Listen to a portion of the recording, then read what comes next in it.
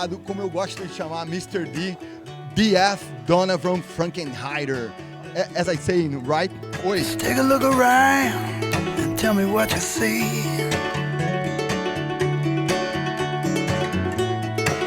What a wonderful world, you know this could be. So, Mr. D, how you find this place this season?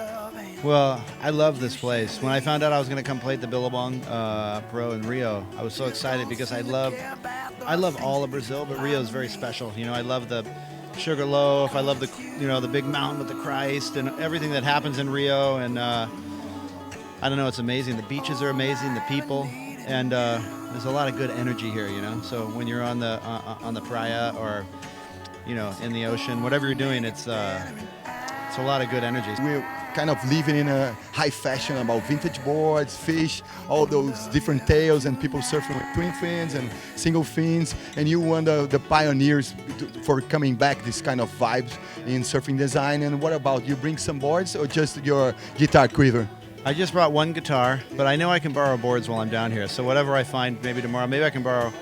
You were saying that Martin Potter had a good session on his twin fin, so I would love to try that. That sounds like that would be amazing. But I was really, when I grew up, it was sort of what's the newest and best board you can get? What's the highest performance board? And that's what everybody was driving to have and to get and to ride. And then something happened in a moment there where people started to ride old 50s and 60s longboards, and then, hey, I'm going to try a single fin from the 70s, and I started to get these old boards, and I would see people like riding small waves and kind of like struggling, and then like I'd be on this like wide big twin fin and have tons of speed, and I always felt like in surfing, the more speed you have, the more you can do. That's kind of the key to everything. If you can get up and you can get speed, you can kind of do whatever you want to do. And so it became one of those things where it was okay to like ride a longboard. It was okay to ride an Alaya, a twin fin, a single fin, a three fin, a four fin.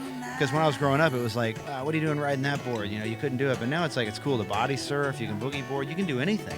You can ride any kind of board. But it's like, sort of like people now look at it as like, who's having the most fun surfing on a wave and what are they riding? And so it's opened up to a whole new like sort of thing of like, it doesn't really matter what you ride as long as you have the most fun you can and you ride whatever you can get, and whatever you feel comfortable riding. But it's for me, it's incredible on good waves, or even if the waves do get bad, to ride all different kinds of shapes. Make it better, and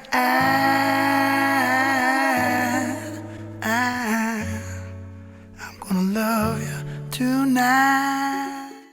And talking about surfboards and talking about surf influence, who influenced yourself when you were starting your career, even competing or even in the free surfing, like Michael Pearson, Richard Cram, or even some Hawaiian folks? Always the Hawaiians would influence me. Danke Aloha, the Ho brothers, Michael and Derek. You'd go to Hawaii and be like, oh, there they are. Like, can I say hi to them? It was like, they were just like the warriors of, of radical surfing, and being Hawaiians, it was just insane.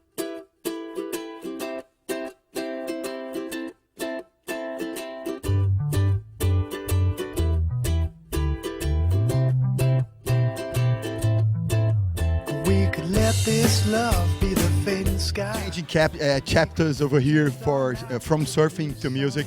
As an American kid, AM radio, Hanky Williams, Neil Young, and even Roy Orbison, or even Van Morrison from Ireland. What about your music influence as a kid, AM radio, all those vibes?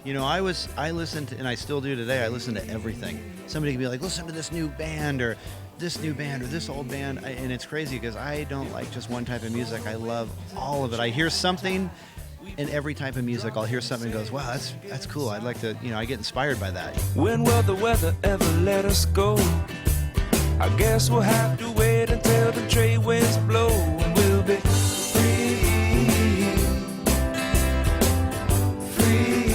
É isso, rapaziada. Como esse cara é um privilégio de conversar com ele, surfista, músico, viajado, uma figura antológica, com muita cultura. Eu vou encerrar essa primeira parte da entrevista e já a gente vai abrir a segunda parte, que vale a pena conferir e saber um pouco mais sobre a vida, sobre as impressões de vida, de arte, de surf, com esse mestre aqui, Mr. Donavon Frankenreiter. Já a segunda parte da entrevista.